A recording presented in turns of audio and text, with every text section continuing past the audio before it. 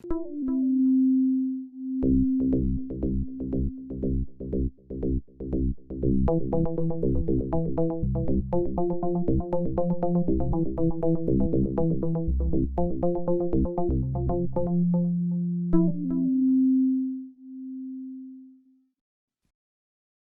breath. All right.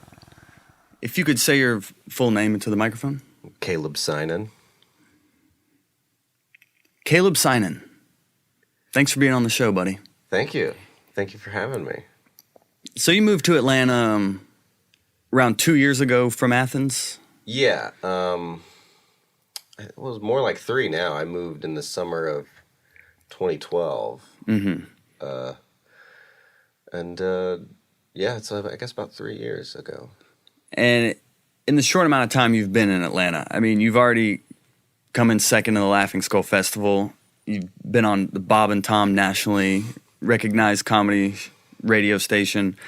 And you just recently headlined AthFest, the Athens festival out there at the Georgia Theater. Mm-hmm. How have you been able to accomplish so much in such a short amount of time? Well, I think almost all of that is due to the scene here. Because it's lucky, but I knew that, so I went and became part of it. I knew that there's something special going on in Atlanta, so I moved here from Athens, and it was right around the time that all the Beards of Comedy moved, and so I got to meet them right before they left. So when they left and had all these open spots at the clubs, they would recommend me, so I got a lot of stage time really quickly, which is really important when you're not very good. Mm-hmm. So that helped. And it's also, I mean, you have to do, until you have an agent and a manager, you have to kind of do everything yourself. And it feels kind of gross, but I would do it. I would email people and be like, hey, here's my tape, can I do this? And 1 in 10 might respond. But, I mean, in Atlanta, I feel like stage time is the thing, so I would try and get as much as I could. And you can get a crazy amount here. Mm-hmm. And when you say you would email people your tape and everything, like who specifically? Just in the city or around the Southeast? Well, anybody. I would email clubs. I emailed Last Comic Standing and just gave them, I said, hey, here's my tape. I didn't think it'd work. I wasn't even sure that was the email that they used. But that's just what I do like when I'm sitting at home before a show, that's what I do. And that one just happened to work. I mean, I've sent emails to everybody.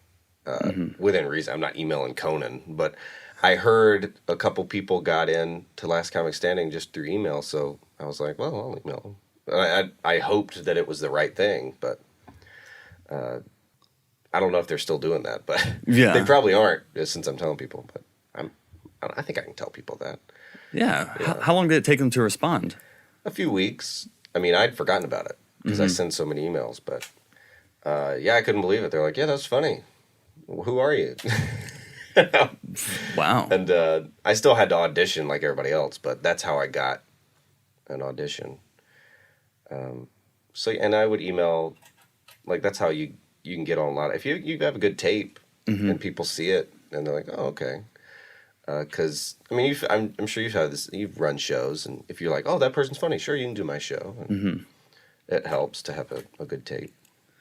And a good tape, is this a tape of you at a club or just at like a bar situation? I have, the ones I've been using are one of me at the Laughing Skull, and then there's one of me at Epic Comedy Hour. You've done Epic Comedy Hour? It's just crazy good. Great show.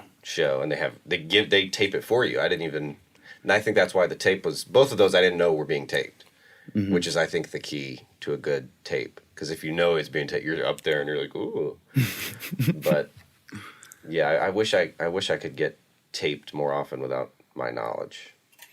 Is that just because you're nervous if you are being taped? Are you self-conscious? Well, because you're thinking of it as you're doing it for a tape instead of for the audience, and which is never as funny. And it's less natural, and you're not loose.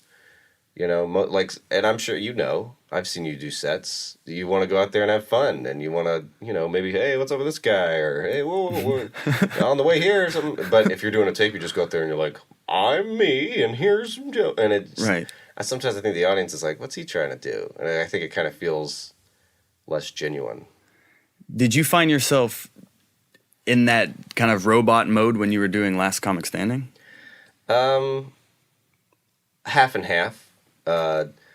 'Cause man, that set, it had to be 3.5 minutes exactly. They're like, don't go under, don't go over. Wow. And it was a great crowd. It was like a theater with like 500 people in it. Mm-hmm. And it's really bizarre because they don't let you watch anyone else. And there's spraying hairspray on you and makeup, and it's very strange. You know, you've been on the set for hours and hours, and like this 5 seconds before you walk out on that stage, someone is clicking stuff in your pants with microphones, and they're spraying and they're dabbing on your face and touching you all over, making you look nice, and they're like making sure your shirt is still ironed. And I've never experienced anything like it, and it's definitely not the atmosphere for you to be naturally loose and funny.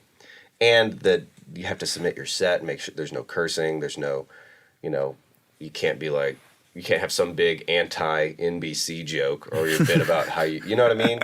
So they have to run it through. So you're definitely, and it's also, that's the set you auditioned with, usually. Yeah. So it's a set really well, and you walk out there and it's like, oh man, Roseanne's got a new haircut. Oh, there's Norm Macdonald. Oh man, look at, and you see them very clearly. They're right there. Uh-huh. Oh, the judges.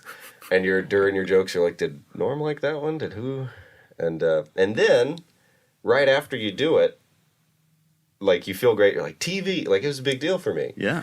And then right after that, they all tell you how they felt about it, which is so strange. Mostly people just say good set or they don't say anything. Right. But when it's, Norm being like, that was good. And so celebrities are saying how and there's cameras and everybody gets to hear it. And that was to go from, TV to, okay, okay, I need to work on that. Cool. So that was very strange. Have you applied those suggestions? I have. I mean, most of their suggestions were how to do a set on television. Interesting. So when you're talking about performing on TV, like, are you supposed to address the cameras as opposed to actual people in the audience? A little bit. You should play to the camera because that's who you should worry about.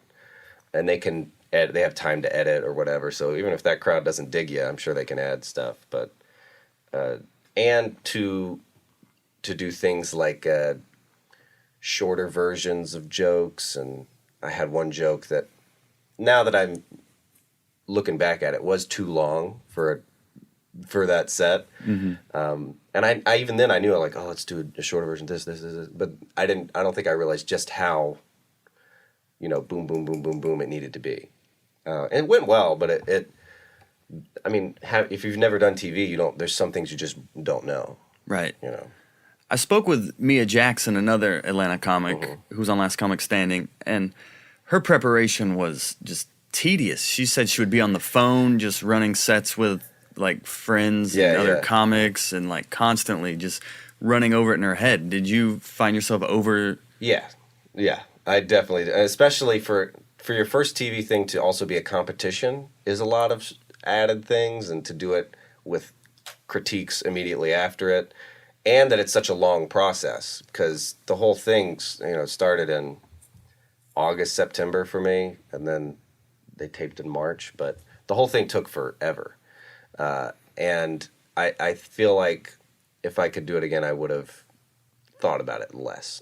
Yeah. Because I don't know if the extra thoughts help, or maybe I don't know, but I did. Obviously, every single day I feel like changing the way I made coffee this morning. I feel like I didn't, so, but I really enjoyed it and it went well, but I do wish I had, because that's never the way to be funniest, is to, what you want to do is think about it for a year, right. You should just be more natural. Well, one of your strengths, besides being one of the funniest people in the city, is your ability to network. You really have seems to be a natural ability that people gravitate towards you. Were you able to carry that into Last Comic Standing and network there? I think it helped a little bit. Well, I don't. A lot of comedians have if you're a comedian, you're awkward and you're tears of a clown. All these things that I guess apply to some, but I mean, I like hanging out. I don't hate. I mean, I don't. Most people I don't like, but I mean, I like some folks, and I don't mind having fun. And I hate to think of it as networking, but it's like I if it's a comedian I like, I'll be like, man, like, cause all my friends now, I saw them do stand up before I was friends with them. When I saw Dave Stone, I was like, that guy, I want to be friends with him. He seems cool. He's hilarious. Because that's the way I lived my life before. Like, I was friends with the class clown because, oh man, Casey's the funniest guy in school. I want to be friends with him. And, but then in stand-up, there's business involved with it and stuff. So some people are like, ooh, networking. But I'm just like, no, I just want to be friends with the funny people. I'd love to be friends with Ron White, but he's famous and stuff. So, and you can't just go to someone and tell them, let's be friends as adults. Right. So... Weren't you voted wittiest of your high school? I was voted wittiest, which I didn't really expect because usually wittiest goes to the guy who streaks across the field and like pours water on himself and that guy and paints himself at all the games. And that's every year at our school. But then my year, I was the only guy that was just like, yeah, I'm just the sarcastic guy. I wasn't like the class clown or anything, which I think upset some people because they're like, what about the guy that takes his dick out? He's cool. I mean, you've come a long way if you're going from wittiest, starting off being homeschooled, I mean, a lot of times, if it's quite an acclimation process going from being homeschooled to just jumping into I didn't have it as bad as my oldest sister was homeschooled until 6th grade or something. Like, she went from homeschool to middle school. And I went from homeschool to 2nd grade. So it was still a lot of, whoa, okay, this is different. I didn't know that everyone at school wasn't a Christian because everyone at homeschool was because there wasn't an option. They just, we're all Christians here. You're all my children, so you do these things. And so that was a big one when I was like, I didn't know you couldn't tell on people for not, going to church or whatever. Like, I would tell on people for everything because I was like, oh, well, he did something. He's not doing. I didn't know that people didn't follow the rules of the Bible at school. So that was a weird one for me. But yeah, I can't imagine. My older sister was homeschooled for way more years. Do you remember when you learned that everybody isn't Christian? Do you remember that moment in your life? Yeah, it was 2nd grade. I was like, oh, okay. And I didn't even know, like, the super conservative way I was brought up was, was conservative, Christian, evangelical, like, the whole thing. So my parents would even do, like, I'd be like, is Bill Clinton a Christian? Which he is. And they'd be like, nah, he's not. He's just saying that. Like they would be, they would, like, you don't get to choose if you're a Christian at my family's house. They'll tell you if you are or not. And be like, I'm a Christian. They'll be like, nah. You're not doing it good enough. So, like, they're even another level. So it's like you can tell on someone for not being a good enough Christian, which is crazy. Wow. So yeah, if somebody was just lying, I'd tell on them for which there's no rule in school against just lying, I don't think, or or coveting. Yeah, that's not against the rules. You have 2 sisters and a brother, and I guess you all grew up with the father. Your father was a preacher, correct? So, I mean, how has that influenced your comedy? Because you don't really edit yourself, it seems. It doesn't seem like you take your Christian background into account to your comedy. Well, I don't know. That's kind of one of those, the Christian thing is very strange because there's a lot of weird things people just added on recently, like you're not supposed to have sex before you're married, but even once you're married, you're supposed to pretend sex doesn't exist. Like, you're just supposed to gloss it. Like, we'd be watching Everybody Loves Raymond, and Raymond would get in the bed with his wife, and my mom would want to change the channel. And I'd be like, they're not just going to start having, this is CBS. Like, clearly they're just about to speak to each other, and the lights are going to go out. Like, but even marital sex is seems bad. Like, you're supposed to pretend sex doesn't exist, and we're not going to talk about it, and we don't go to the bathroom either. It's all these weird things that I'm just like, well, that's not in that's not part of it. And so I definitely don't dig any of that stuff, which kind of clashes with my parents. But I'm not going to sit around and pretend that sex isn't real, Does your mom work in the church as well? She does. She does like they project lyrics on the screen, and she changes the slides, and she's like the first lady of the church. Oh, wow. And so she does all those kind of things, and she's really funny. She'll go up and do announcements and things like that, and sometimes she'll do like a guest message, and she's really good. She's really funny. She's very strict and straight-laced, but she's pretty funny. Yeah, you have a great joke about her calling you and crying your joke to you. And she saw that video of me telling the joke about her crying the joke. And then my sister called me one time and was like, hey, I want to talk about your stand-up, my younger sister. And she was like, and I don't want you to write a joke about what we're about to talk about. So, like, people know that. And I'm like, it's funny. Like, I'm going to, if you do something hilarious telling me about my stand-up, I'm going to say it because I think it's funny. But yeah, I mean, it's not just Christian people, it's everybody. Other comedians want to tell you how to tell your jokes, and bloggers want to tell you, and Booker. I did a club, I won't say which club it is because I want to do it again, but I did one club where he was like, all right, be clean. Don't say the F word on the first show. On the second show, you can say the F word, but only a couple times. I want you to do adult themes, but not too raunchy. And I was just like, dude, you hired me to come. Like, why don't you go up and do that then? You just headline your like. It's just like, dude, leave me alone a little bit. I know how to do this. I'm not the best in the world, but I know how to do my stand up. Some people get too into. And my parents are cool now, but there was a while where they're like, man, you're saying foul language up there. And I was like, yeah. Was there like a boiling point where you guys had kind of a one-on-one about it? Not really. I mean, it's just, the way I told it to them was like, hey, this is our relationship. You're my parents, I'm your son. I don't talk to you the way I talk to our grandparents. And I don't talk to you the way I would talk to my friends. Like, there's just a certain way you speak to people, And I was like, the thing I'm doing, this is like the way I hang. There's a reason I don't invite my parents to sleepovers. You know what I mean? Yeah. It ruined, and that's what my stand-up is. It's not for my parents. It's not a family. And that's what I wanted. That's why I want to do stand-up, because of the way me and my friends interacted, not the way me and my parents interacted. And so I think now, and especially with Last Comic Standing, they're like, oh, okay, he's doing something, fine. Right. But it's definitely not there. They don't want to go to a place with smoke and drinks, and it's most stand-up is not conservative Christian friendly. Right. So even if it's clean, it's still going to be people being like, the way these people think is dumb. It's like, yeah, that's us. So I don't think they would enjoy it, but they're not mad anymore. For a little bit, it was just like, because when I started, I was 19, so they're still, I'm still a kid to them.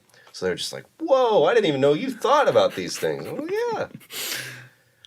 When you first started out, did you find yourself trying to emulate maybe some performance cues your dad would use while preaching? Oh, for sure. My dad was and he's really good at preaching. I don't agree with everything he says, but he's very good at, he does an hour every week, Yeah. He's not going for laughs, but he is, driving home points, setting things up. So there are some things and sometimes I'll still go back and watch him do a sermon, and I'm like, man, that's a really good way to, like, Chris Rock talks about that. Like, he loves watching preachers, And if you watch Chris Rock, you're like, oh, he does do kind of that kind of thing. When you're preaching, it's more applause breaks and amens instead of laughs, but it is good. And stand-up, like Bill Burr does that too, when you're just like, yeah, like you really agree, and you're like, yeah, he's making a good point, you know. Or even if you don't agree, you still have to respect the point. Like, I don't agree with everything Patrice O'Neill says, but I love how much he commits to it. And he really believes what he says, you know. You're doing stand-up, coming from the background you do, it seems to be quite a somewhat rebellious route. Have your other siblings kind of going off in similar trajectories? Well, it's definitely a level. Whatever the 4 levels of rebellion are, that's the 4 of us. We all, that's the scale. My youngest sister is the least rebellious. She still lives in the place where we grew up.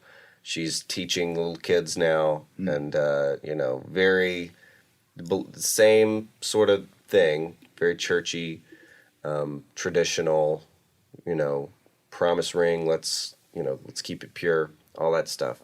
And my older brother, he's in the Navy now, and like he went to Georgia Tech, and he was like, let's get out of here. I'm going to Atlanta, and he was all, you know, he was very rebellious. He was even when he was young, he was always been the most rebellious person. He would slam his finger. He like slammed his finger in a cabinet one time, and my mom goes, "Gabe, don't do that because you know it hurts." Yeah. And even though it hurt him, he was like, she told me not to do it, I'm going to do it again. So he would disobey and hurt himself because he just loved to disobey.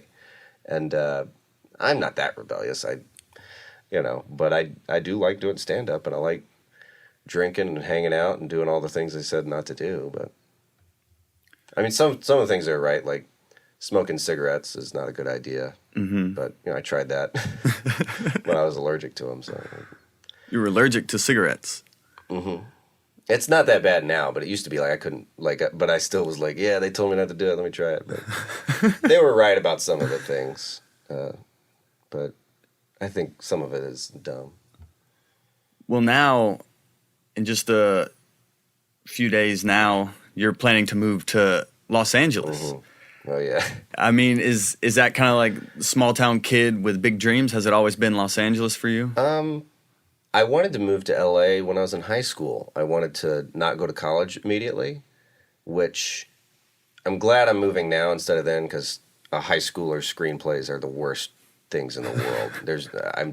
I really hope they're destroyed because it's so embarrassing what I thought was a good screenplay. And I really didn't know how anything worked. It would have been bad, and I'd had to move back. But me and my friend were like, we had it planned out. We're like, we're going to drive to LA. And we're going to hand them our screenplays, and they're going to be like, these are amazing. Let's make these movies. And our parents found out about it, and we're like, guys, that's very stupid. And we got in trouble. And they're like, no, you're going to graduate, and you're going to go to college. And I wish I had not gone to college, because I dropped out, and it was a waste of money, for me at least. Which was UGA. Yeah. Yeah. I had a lot of fun living in a dorm. I'm happy to pay to live in a dorm for a year with college freshmen. That's very fun, and there's nothing like it. It's really, everyone should do that. But I really wish I could have just paid them to live in the dorm and not gone to any classes and just hung out and had that, because that was very useful socially for me. But the classes I slept in a lot of them and I only went for like a year and a half. And then moved back home? No, that's when I started stand-up, and I finished out this semester and then stopped and was like, it's stand-up. I can't, this is a waste of time. And then I moved to Atlanta, but yeah, it's not and my parents if it weren't for Last Comic Standing, I don't know how thrilled they'd be about it, but now they're like, oh, okay, this is that was the first, like, even like, hey mom, I came in second in the Laughing Skull Fest. They're like, what? Like, the only thing that makes sense is, are you going to be on a TV show that I watched? Right.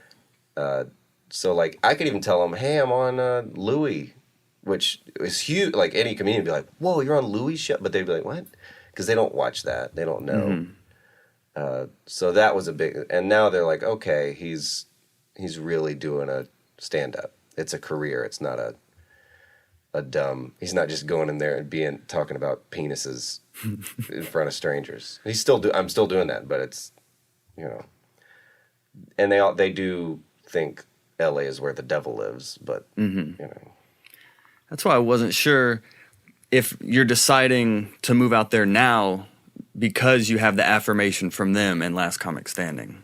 Well, I've wanted to move out there for the last 2 years. Once I thought it was New York for a long time. Once I started doing stand-up, I was like, because it was L.A. when I was in high school, and then once I started doing stand-up, I was like, oh, New York City, because I was like, oh, Seinfeld and Louis, like, yeah. And, I visited New York like 6 times. I love it. It's the best. And then I went out to L.A., and like during the first day I was there, I was like, oh, no, this is it. I didn't know. And I really loved it, and I loved the people out there and the shows and everything about it I really liked. Other than the traffic, but Atlanta's got bad traffic too. So, but yeah, I once I visited, I was like, all right, well, let's plan. Me and my girlfriend were like, let's plan on moving there, and recently things have kind of lined up for that. And my parents really love my girlfriend a lot, so they're happy somebody's looking out, for me. Well, you visit New York 6 times, LA once. What did LA have that New York didn't?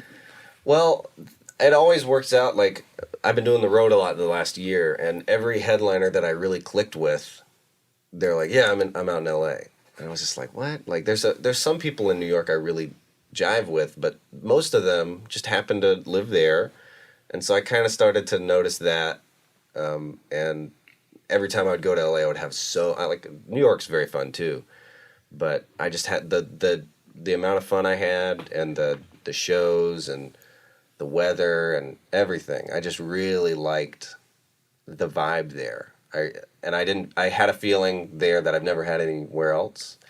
Like, I just really loved the feeling of being there. And it was very exciting, and I'm sure it's the way gay people feel when they meet another gay person. It's like, it's the same feeling I had when I did stand-up. Like, oh, this is it. Mm-hmm. I didn't know. Or, and then going to LA, oh, this is where I want to live. I didn't know that's what it was.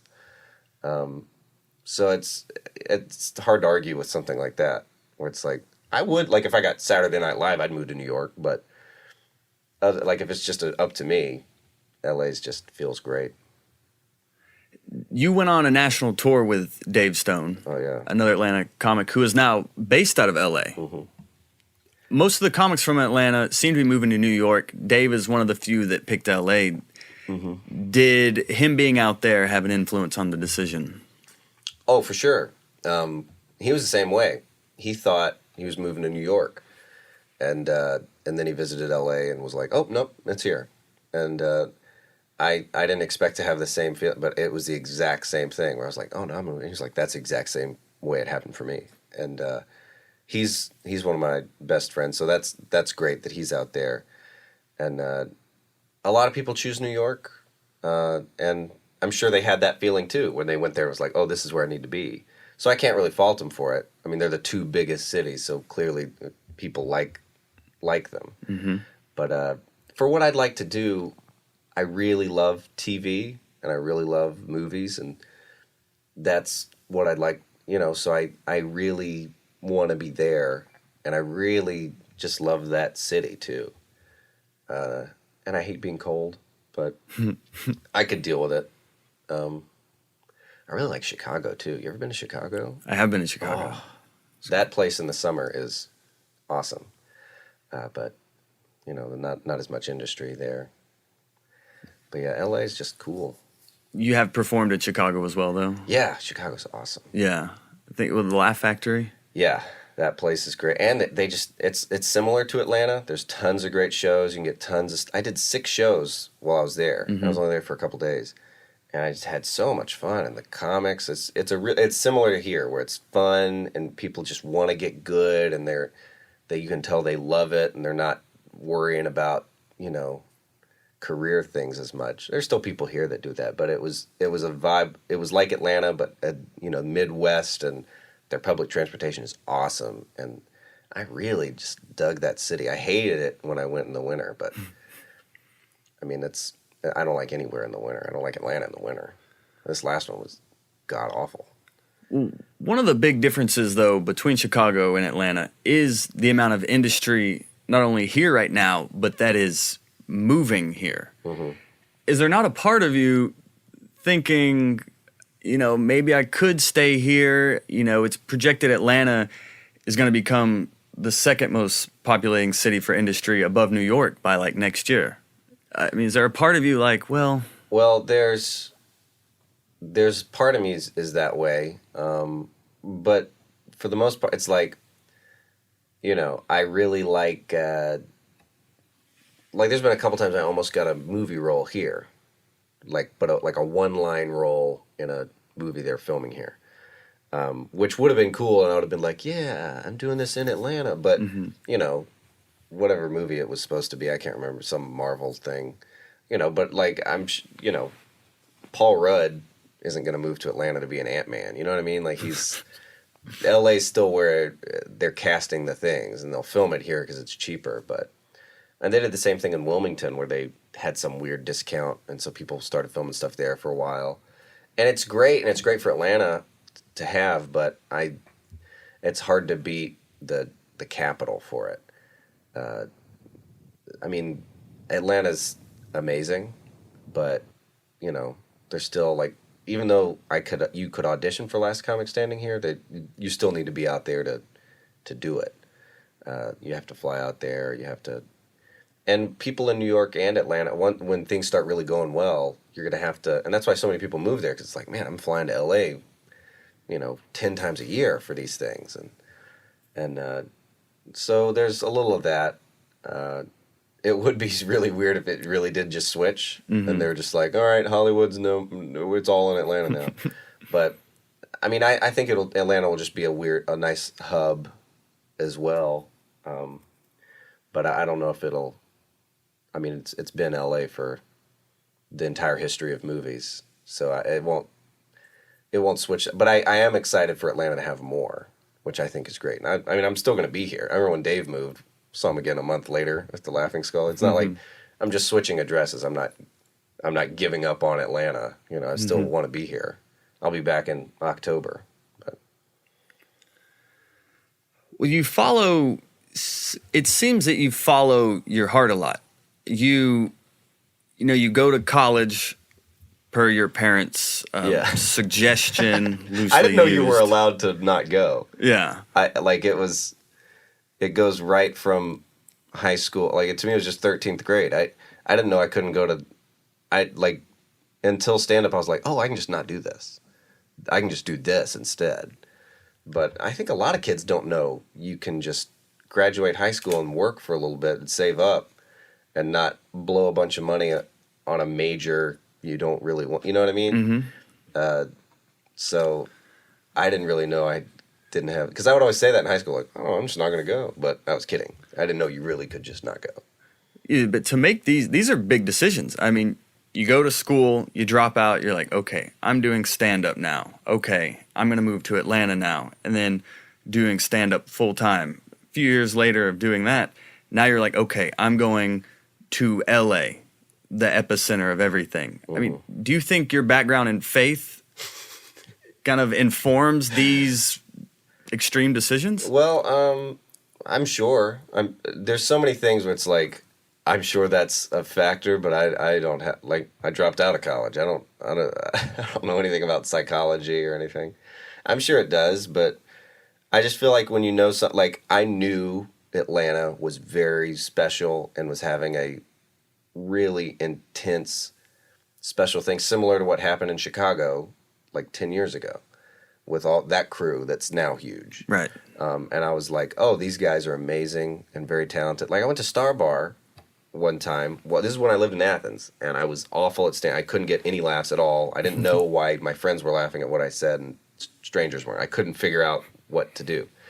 And I went to Star Bar one time, had a terrible set, but I watched the rest of the show, and it was like Clayton English and Jared Harris and Dave Stone and Andy Sanford and Paul Galwa, and it was an insane show. and everybody was just crushing it. Noah Garden Schwartz, everybody.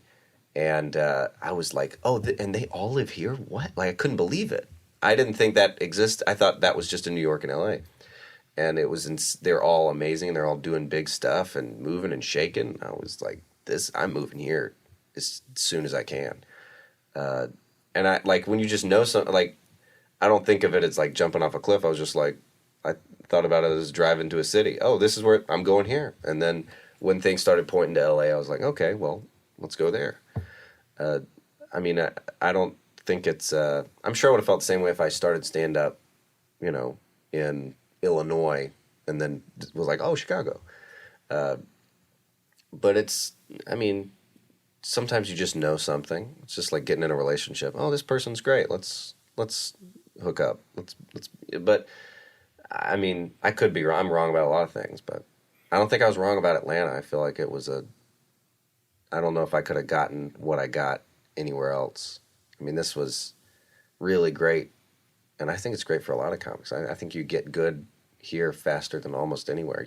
Unless you have some crazy, like, you're Jerry Seinfeld's son. I'm sure you get set up pretty well in New York. But is there a specific event that happened that made you think, oh, I'm good enough to move to LA now? Well, I still think I got a lot of work to do, but once people started, you know, saying that a lot, like, and you're just like, shut up, I'm having fun. But enough people were like, dude, and then I'd be like, whatever, and they're like, no, I'm serious. Like, because when you suck, nobody's like, move to LA. Like, when I wasn't getting it, I realized when people started saying it, I was like, oh, okay, maybe they're right. And then people wouldn't shut up about it, and I was like, maybe they're right. And then I visited and was like, oh, I would just like to live here anyhow. This would be great. And the stand-up, you know.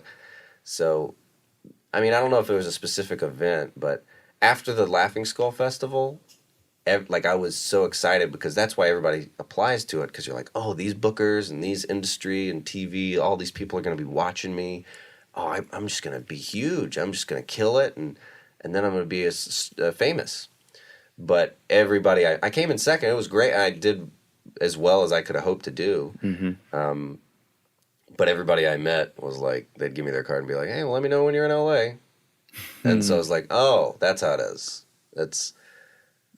They're not going to uproot and be like, well, let's open up an office in Atlanta for Caleb. You know, they're going to be like, get your ass out here. You know, well, this is where we're at. So that kind of really opened up my eyes, like, oh, I might need to really move there. And that was about a year ago. And so this past year has been like, okay, but I'm glad I had this past year of like doing the road a lot, and I was more and more into the Atlanta scene, and I love doing Cloud 9 and things that I hadn't done before really. And so I think that, because I think I got a lot better in the past year and I don't think I could have gotten that much better doing 3 minutes at a LA open mic. And when you move there, you don't want to show up. You want to be good. Right. You don't want to be like, yeah, I'm working on some. You want to be like, yeah, I'm pretty good, and you know, I'd still like to get better. But at a certain point, like if you're in LA, it's hard to get stage time if you're not big, and you can get tons of stage time in Atlanta if you're anybody. Like it's so much. So you're missing out on the stage time in LA, but at a certain point in Atlanta, you're getting the stage time, but you're missing out on all the, you know, bookings and TV things. So I feel like whenever those lines cross and it's like I'm getting the stage time but I'm missing out, like whenever you're missing something from the other city, I think is when it makes sense. So do you feel like stand-up isn't enough anymore? Oh, it's definitely still my favorite. But I would like a show, like the Georgia Theater show was crazy. Right. It was, all the seats were full. There's tons of people. I mean, you're getting applause breaks and you're like, man, and they're people that knew me and friends of mine, and it was a great crowd. And I, like, that's what I'd like for it to be every night. And for it to be like that's how it is for Caleb-synan now, because he has fans and every city's like that. So, and he lives out there, and it's like you kind of need to be broadcast out there either on TV or whatever to have that sort of following. So, and that's what I'd like. Like, I feel like he has the sweetest gig there is. Like, every city he goes to, hundreds and hundreds, maybe sometimes 1,000 or more people can't wait to see him and fill up a theater. And it's, you know, you kind of have to go get yourself out there to accomplish that. Well, you went to UGA for theater and film. Mm-hmm. Is that kind of the long-term goal? Stand up on the back burner, but really it's movies? Well, ideally, every day, I would like Jerry Seinfeld has the best setup ever. He goes and drinks coffee with his friends, and a camera crew comes, and they just give him money, and he already, you know, and then he gets checks from his sitcom, and then he goes out and does theaters at night, and can get on, like that. Just, I would love to do stand-up every night, and then work on whatever project in the daytime, you know.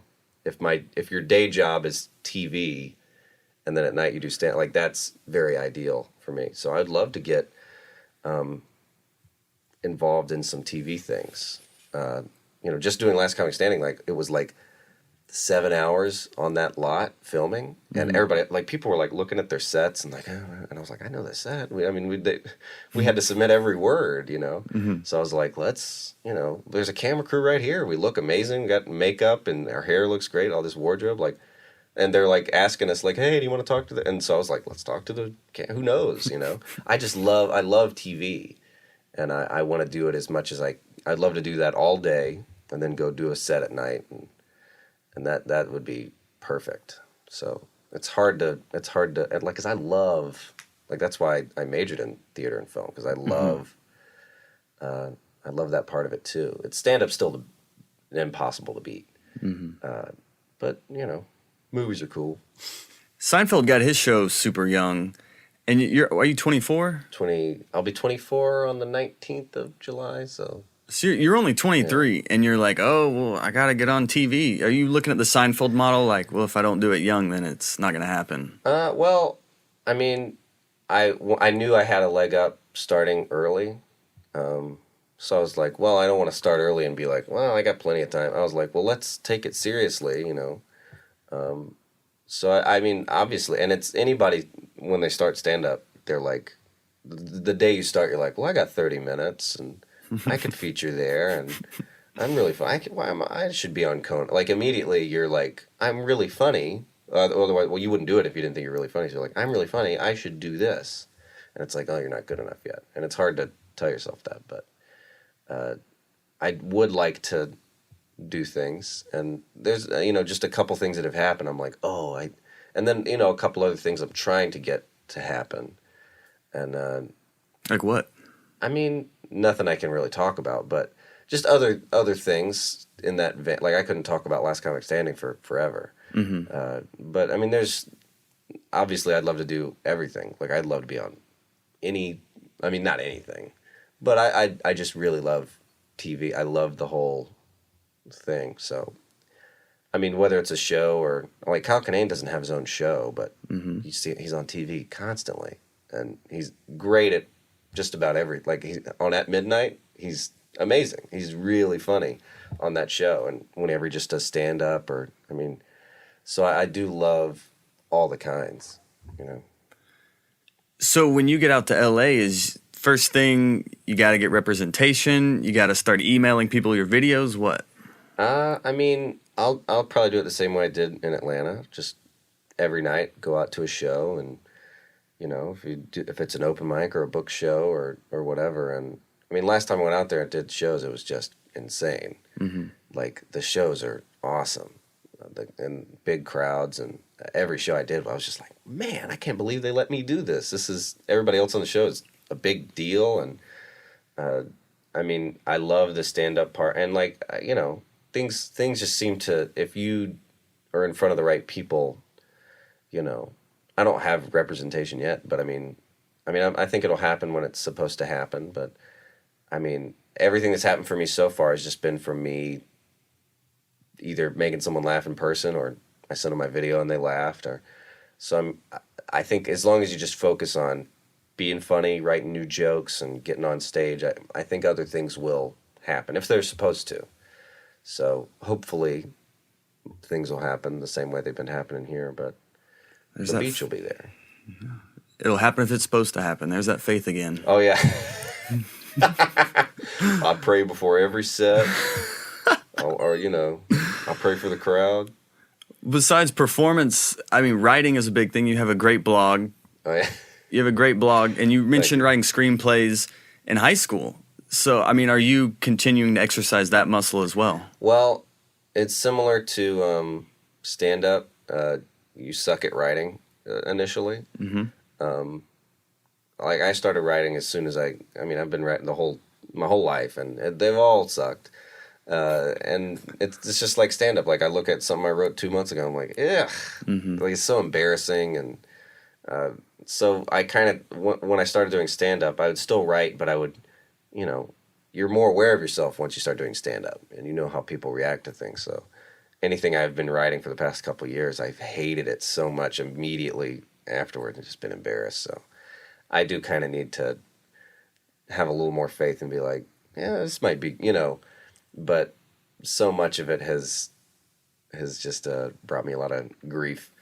But there's a couple things I've written recently that are pretty good for me, and I'm sure I'll hate them in a year. But it is fun still to write. But man, you just can't beat being in front of a crowd. Mm-hmm. It's way more fun than sitting in a chair writing on your laptop. When you say you have a few things you're happy about, is this feature length? Is this a pilot, a sketch? Just other things that I might be, because last year when some of my friends got on Last Comic Standing, I was like, okay, maybe if that show happens again, maybe I could do that. And that was my goal, and it ended up happening. But for a long time, I was like, I don't know, that seems like a long shot. And there's things like that right now that are in the mix that I don't want to tell anybody about in case they don't happen, then I'm an idiot. But there's a couple things like that I'm like, oh man, if this works out, this would be really cool. But I'm realizing everything takes a long time. So you can kind of shorten that up by being in LA, because it's like out of Atlanta doing things it's a lot of emailing and tape sending, and well, then when you're out here, we'll look. And so it will help being there for things. But, and it's so many things don't happen, and so many things get canceled. So, I remember Live at Gotham was awesome, and then that got canceled. It's like, oh man, and I knew several people that were in line for the next thing for Live at Gotham, and then it got canceled. And they're like, I was about to have my first big TV thing, and then the show gets canceled.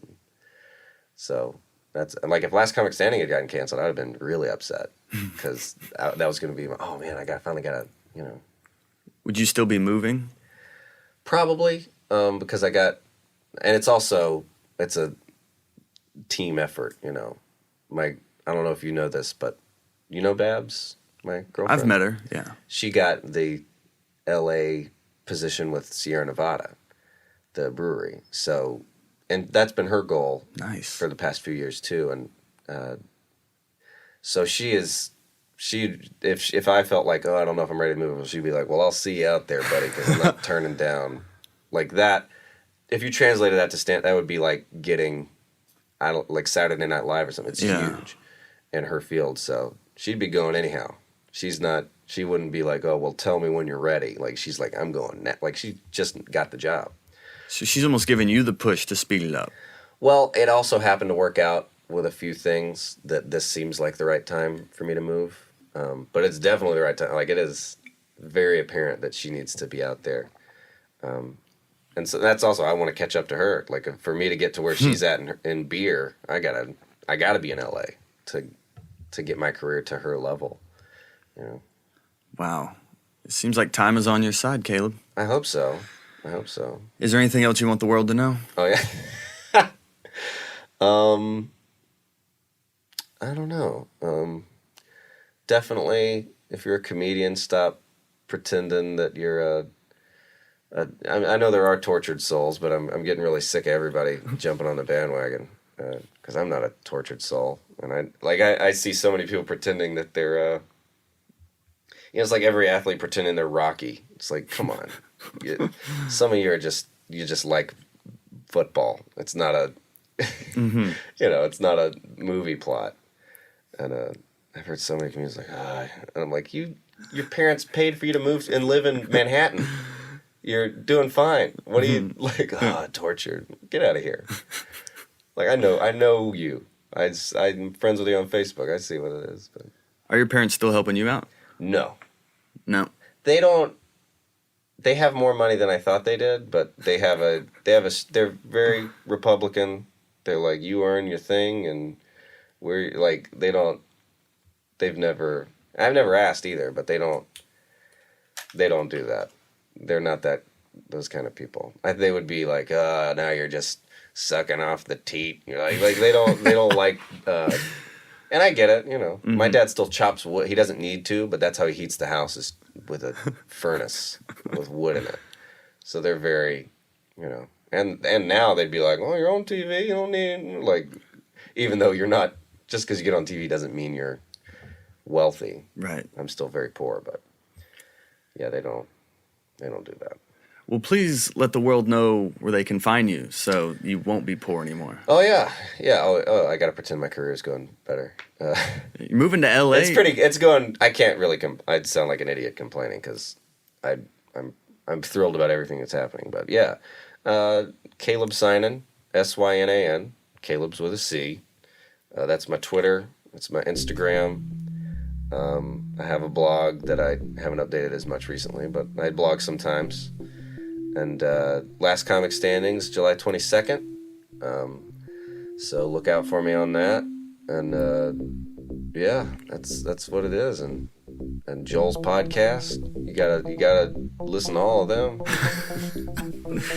Well, thanks for being a part of this. Thanks, man. All right, thank you, Caleb-Synan. Yeah. Hell yeah. Hot breath.